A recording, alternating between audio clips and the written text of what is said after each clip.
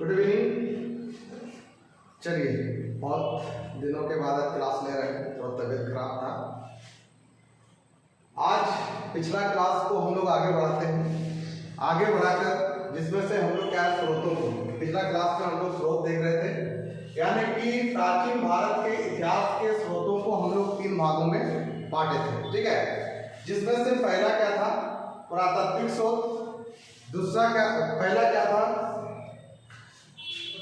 पुरातात्विक स्रोत। दूसरा क्या है, साहित्यिक स्रोत। और तीसरा है विदेशी यात्रियों के विवरण।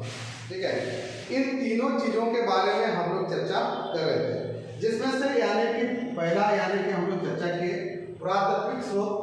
और पुरातात्विक स्रोत में प्राचीन भारत के इतिहास के अध्ययन की दृष्टि से पुरातात्विक स्रोत को सर्वाधिक प्रमाणिक माना जाता है।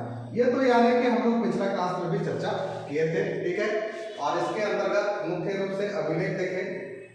अभिलेख सिक्के, भवन, मूर्तियां, स्मारक आदि इसके अंतर्गत आते हैं। ठीक है, जिससे पिछला क्लास में हम लोग चर्चा कर चुके हैं, अभिलेख के बारे में चर्चा कर चुके हैं।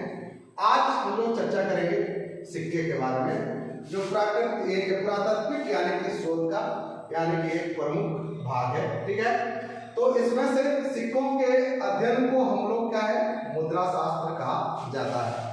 इसको हम लोग विशेष रूप से जानेंगे कि मुद्रा शास्त्र क्या है, यानी कि सिक्कों का जो इससे अध्ययन किया जाता है उसको हम लोग मुद्रा शास्त्र कहा जाता है। ठीक है, तो भारत में सबसे जो पुराने जो सिक्कों को क्या कहा गया, तो याद रखिएगा पंचमार्क सिक्का। ठीक है, अथवा जिसको आहत सिक्का, जिसको चोट करके करते हैं इसलिए उसको आहत कहा गया। ठीक है, आहत सिक्का क्या है, और ये जो सिक्का है आज का नहीं, 5वीं से यानी कि 6वीं यानी कि शताब्दी ईसा पूर्व के हैं। ठीक है, ये ईसा पूर्व 5वीं से 6वीं शताब्दी ईसा पूर्व के।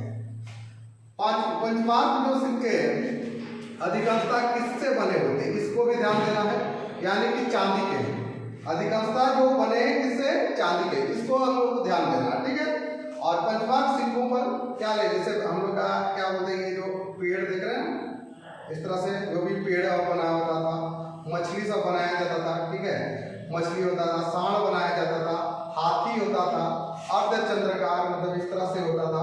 ठीक है, चंद्रकार कि ये सब यानी कि क्या है, आकृतियां एक्चुअली इसमें बनी होती थी, किसमें, यानी कि पंचमार्क सिक्के में। ठीक है, और इन पर ध्यान रखिएगा, सबसे बड़ा चीज इसमें लेख लिखा हुआ नहीं होता था, यानी कि कुछ भी यानी कि इसमें लेख आपको मिलेगा। ठीक है, तो आहत मुद्राओं की सबसे प्राचीन निधियां कहां से, मगध और पूर्वी उत्तर प्रदेश से ही हम लोग को प्राप्त हुई है। याद रखिएगा किस जगह से प्राप्त हुई है, विशेष करके ये मगध और क्या है, पूर्वी यानी कि उत्तर प्रदेश से प्राप्त हुई है। ठीक है, तो साहित्य में जो हम लोग देख रहे हैं, साहित्य में इन सिक्कों के लिए कौन सा शब्द प्रयोग किया गया है, कोसापण शब्द का प्रयोग किया गया है। ठीक है, सिक्कों के लिए यानी कौन सा, कोसापण शब्द का प्रयोग किया गया है, इसको भी ध्यान देना है। ठीक है, और भारत में पहली बार लेख युक्त मतलब लिखा हुआ जो सिक्का होता था। ठीक है, सिक्का किसने चलाया, जो इंडो ग्रीक होते हैं, इंडो ग्रीक शासकों ने चलाया। ठीक है,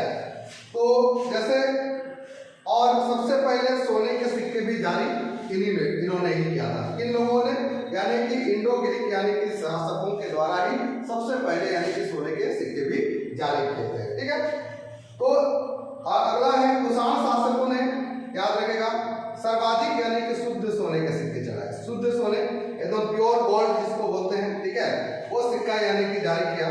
और जबकि सर्वाधिक सोने का सिक्का यानी कि सबसे ज्यादा किसके काल में बोला जाता है, गुप्तों के काल में।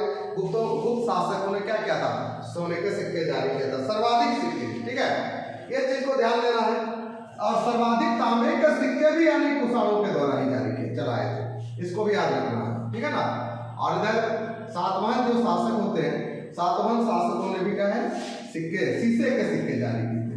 ठीक है, तो हम लोग क्या है, पुरातात्विक यानी कि स्रोत के बारे में चर्चा कर रहे हैं, जिससे यानी कि जैसे सातवाहन शासकों ने कौन से सिक्के जारी किए, यानी कि आपका शीशे के सिक्के। और कुषाण शासकों के जो सिक्कों पर याद रखिएगा फारसी और यूनानी देवी देवताओं के, ये तो फारसी और यूनानी देवी देवताओं के तो है ही चित्र, और साथ में ये भारत देवी देवताओं के भी चित्र इसमें मिले हैं। ठीक है, इनके सिक्कों में भारतीय देवी देवताओं, साथ में जैसे फारसी और यूनानी के तो मिलते ही है, लेकिन किसके, भारतीय देवी देवताओं के भी चित्र इसमें मिलते हैं। ठीक है, और सिक्कों से संबंधित जो क्या है, शासक की अभिरुचि, धर्म और विजय आदि का ज्ञान होता है। सिक्का से क्या है, सिक्कों से जो हमको क्या ज्ञात होता है, तो उससे संबंधित जो शासक है उसकी अभिरुचि और धर्म और विजय, ये सारा चीज का यानी कि हम लोग को यहाँ पर ज्ञात होता है। ठीक है, जैसे एग्जाम्पल में हम लोग देखते हैं, जैसे समुद्रगुप्त है, समुद्रगुप्त के सिक्कों पर उसको बीड़ा बजाते हुए दिखाया गया। ठीक है, जो उसके मतलब ये समुद्रगुप्त बीड़ा बजा रहा है, तो इसका मतलब आप क्या समझते हैं, यानी कि वो क्या होगा, यानी कि बहुत ज्यादा यानी कि इसका संगीत प्रेमी होगा। इससे संगीत प्रेम का यानी कि प्रकट चलता है, यानी कि समुद्रगुप्त जो था, यानी किसे, किसका, यानी कि संगीत में रुचि रखता था, संगीत से प्रेम करता था।